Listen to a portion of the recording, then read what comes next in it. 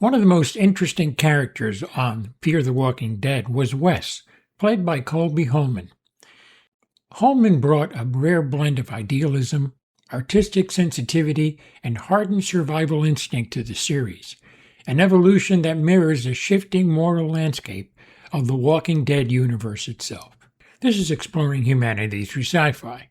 This continues my mission to get a better understanding of ourselves through sci-fi, fantasy, horror, and comics as our mode of exploration. Colby reflects on Wes's journey from a guarded, paint-wielding loner to a committed fighter, shaped by grief, community, and the brutal realities of the apocalypse. Good to talk to you again, Colby. Yeah, good to see you again, brother. Yeah. What a great episode for you, man. You really brought it. Oh, thank you. Thank you. When I read the script, I was just like, yeah, let's get into it. I can see that. I kind of know, I can understand where he's coming from mentally, but I kind of want to hear it from you about how, I guess he has kind of a sense that he's been lied to and kind of almost betrayed to at times. Mm-hmm. Yeah. Wes, I mean, in this episode, I mean, since he left Luciana, he's just kind of acting out of survival. I like to say that when we're watching the show, it can be easy to forget that these people are actually living in these circumstances. And this is an apocalyptic situation. And so your life is on the line every day, everywhere you turn. And so when I think Wes is thinking when Luciana lies to Daniel, who she has taken in, and he's taken in as a family member of his in a very vulnerable state, and she could turn her back and lie and betray him, then like what's stopping them from doing the same thing to him? And Wes has always kind of lied on the outskirts. And so if that's the case, then like that really puts his life in danger, because what if they're hiding something very important from him and they can turn it back on him at any time? And so when he decides to go over to Strand, he's just he knows Strand to him to be a straight shooter. And that's going to increase his chance of survival in this already like very dark and twisted world. And Strand will he will show him his cards, and then Wes can act accordingly that way. Unlock the universe, podcast plus video, Sci-Fi Talk Plus. Try it free. More with Colby Hollman in a moment.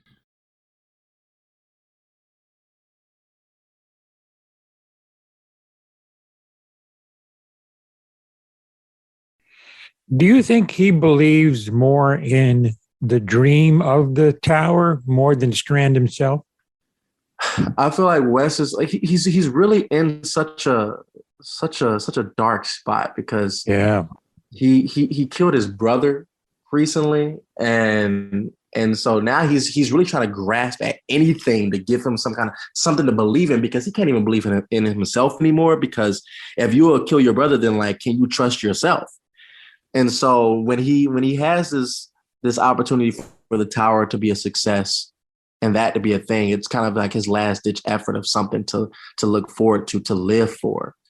And so, yeah, I think that he does kind of take on to the tower more than Strand does. And that ultimately leads to his demise. But I mean, he has nothing left. So I'm happy that he found something in his last moments to really fight for it. Yeah. I mean, he really had to make a tough call in this episode. One of the things I like about it is he had to make a call on which side to go. When Alicia shows up, he just does not want any part of that. Yeah, I feel like he really is overcompensating, because Wes has a lot of love for Alicia. I mean, Alicia's the one that saved him. And he feel like he owes Alicia a lot, and he didn't want Alicia to come in anyway. So when he saw Alicia out there, he was like, let's just not let her come in, because he knew what he would have to do. It's gonna be a hard thing. I mean, I feel like people forget that like these characters do exist outside of what you see on screen too. So he's having a lot of back and forth to himself. Like, okay, if Alicia gets in here, what do we do? What do? I know Strand's gonna waver, but like we have this plan that we've worked so hard for. I cannot let him waver. He's gonna thank me afterwards. And this Alicia really throws a wrench in the works. And it's really I feel like it's harder for Wes than I guess you got a chance to see on screen, what through the scenes that were shown on screen to make the decision he had to make to do what he needed to do to Alicia and Salazar Stratton. Yeah.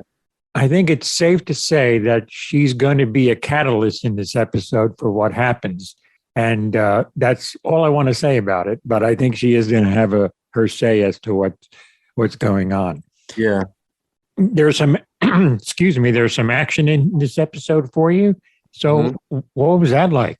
It was cool because, I mean, I'm still, you grow up, you play, you play in the backyard. Me and my boys, when I was growing up, we reenact Hunger Games. We reenact Lost. Like, we have Nerf wars. We get to fight. We were fighting zombies. My two best friends, Charles and Thad, they had like a Walking Dead fan fiction growing up, a novel where we are all characters in it, and we would go out and we act through them. And so the boy in me reading this script, like, oh yeah, I get to tote, I get to stand in my power and do what I need to do. I felt like that was so exciting that I had to go play through smoke bombs, through this, that, and the third. It was, the boy in me came out. I had so much fun with it. So much fun. So amazing that you were playing something like this when you were younger and now you're in it. That you were pretending this when you were younger and now you're in the middle of it. You're actually doing it. It's gotta be, I would think it's a pinch me moment. Yeah. I mean, it's really full circle and manifestation is real. But I know that, like, when I first got the gig, I have some wild story. When I first got the gig, I got to Austin and I couldn't check into my hotel because it wasn't 3:00 yet. So I went to a bar for a good burger. I'm actually writing a script on that experience, like the bar experience right now. But I called my boy Thad up, and like, he's a super fan of the show. He was the first person I wanted to tell. I was like, man, I just touched down in Austin, Texas. I got this gig. I have to let you know that I'm doing this, and he was on the phone like, wow, this is the moment. It's so crazy. It's us reminiscing back to when we were kids. Go deeper into sci-fi with full podcast episodes and companion videos for only $1.99 a month. First month free on Sci-Fi Talk Plus. Much more with Colby Hollman in just a moment.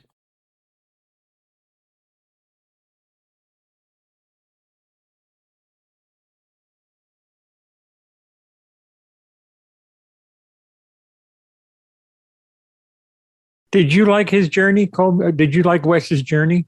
Man, Wes was a cool one. Wes was a cool one. He came in and, like, it was. I think it was a nice. I think, to be honest, outside of the show, I think it was a nice first, professional gig for me in that way, because it allowed me to come onto a show and get some experience and get to play in a character that at times can be very similar to me, but also not have to lead a cast. I came in, I was kind of a role player. If you watch basketball or anything like that, I was like a role player. Yeah. I had to come in and like get to learn the ropes around professionals, people that have been around in this, seasoned actors, veteran actors, and get to learn from them. And it was so fun to just be able to have like that pressure off of me, because they're doing that work. I just come in and like just add whatever I can to whatever they're already doing, this world they've created. And so getting to do that with Wes, and he's such a badass, and he's such a sweetheart, but he's so complex. I mean, he's one side of the spectrum and then the other side, and it was so cool to be able to just jump from one end to the other end with Wes. He's sarcastic, he's funny, but he has an open heart on his sleeve. And he's protected a lot of walls. It was really cool. It was a really cool first character to get to play. Yeah. Oh, yeah, definitely. A lot of layers to the guy. That's one of the things I liked about him. Yeah. Speaking of acting, Ruben Blades, Daniel Salazar in this episode, the fans will really like his performance. He really stepped it up a notch, and in particular in one scene. Talk about learning from somebody. That's a good person to learn from.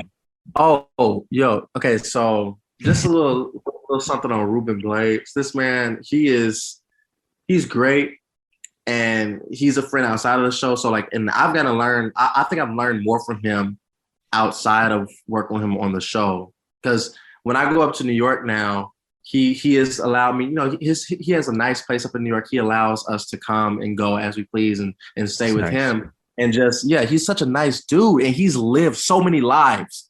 Oh, when I say lived, multiple lives. I mean it, and just getting to sit down and listen to him speak about them is just an honor in itself. He's a gem. Most people, I first knew him as a musician before he became an actor, and I mean, as a musician, he's a legend, no question. So he's pretty amazing, and it was good.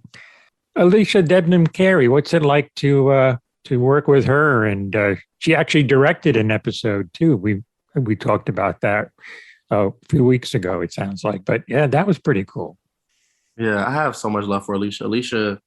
Alicia has, I feel like, where is that? What's that song? I love Harry Styles. He has a song and he says like, there's a piece of you and how I dress. Take it as a compliment. And I feel like Alicia has really imparted upon my reality, and I've taken some things away from her, and she has changed me as a person. And we spend a lot of time together. We share friends together now, and that's relationship that's going to last, through lifetimes. I don't know what you believe in, but it definitely will transcend this one.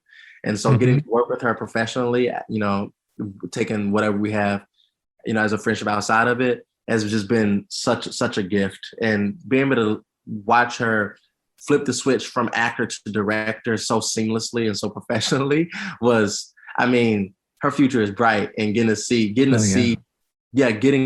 such a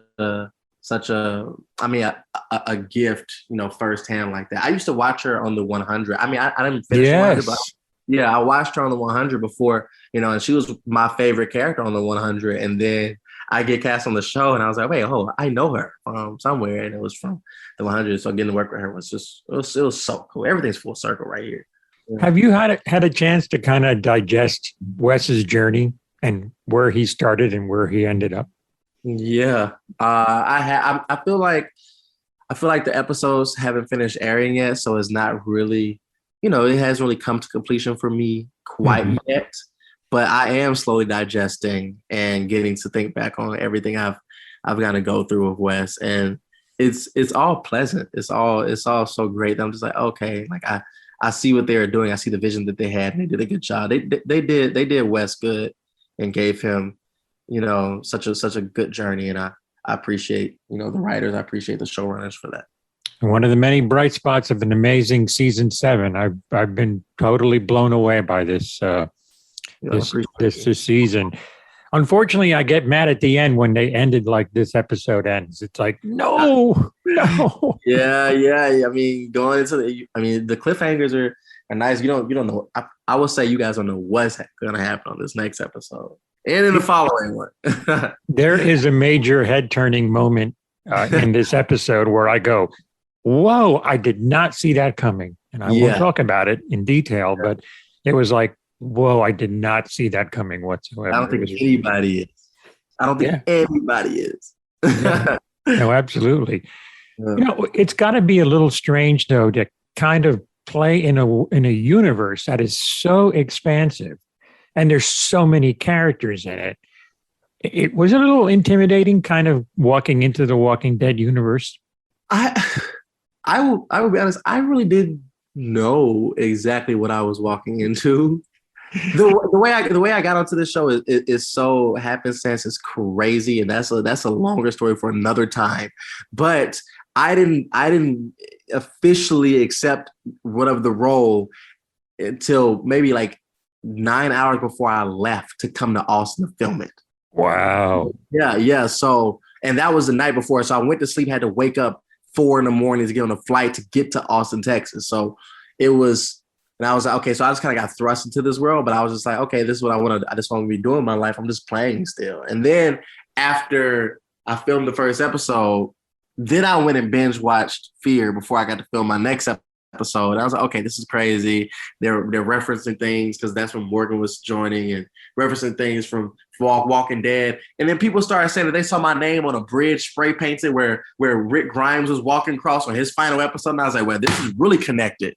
So now I got to go see what's up with the Walking Dead. And so I wasn't intimidated by it, but I was really surprised by how deep these ties were in. Oh yeah, it's a very rich universe, and it's going to be even expanding even more. Yeah, with a few more series down the pike. It's really wild. In your off time, did you get to explore Austin a little bit, or how did you kind of unwind and kind of get away from it for a bit? Oh yeah, the rest of the cast, they'll tell you that they're all surprised at how acclimated I came in Austin. I have the hugest collection of friends here. I'm like Duke of Austin right now, so it's pretty cool. It's pretty cool. I'm out all the time. I live here now, so I moved here. So I'm living on East. I don't know if you know Austin. I'm living on 6th Street, and that's like the main street down here. So okay. I'm right in the middle of all of it. I'm loving it. Loving it. Yeah, I mean, they have South by Southwest every year, and that's become a major film festival, a media festival, really.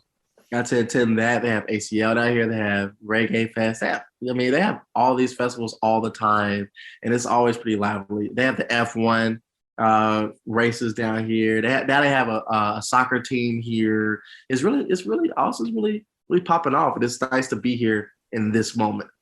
Oh, yeah. There's a lot going on for you. Are you going to take some time, or are you going to do any work? I feel like there's a Tiger quote. He says, "F a vacay, I feel better at work." And that's kind of how I feel. I do vacay. I like to pick up and travel. I'm going on a trip, this summer to Barcelona, Pamplona. I'm going running with the Bulls, and that's going to be a whole thing. But wow. But I am looking for getting into the next year, because like at the end of the day, this isn't really much of a job to me. It's what I love, and I feel most at home doing it. So I like acting more than I like traveling. So I mean, as long as I get on another gig, that'd be great. All right. Well, Colby Hollman, thank you for playing Wes on The Walking Dead. Great to talk to you about him and yourself. So best of luck to you. Yeah, thank you, man. You're showering me some good energy today. I feel it. All right. Look for Fear the Walking Dead and all the Walking Dead universe series on AMC and AMC Plus. Sci-Fi Talk Plus offers something unique, a podcast and video combo.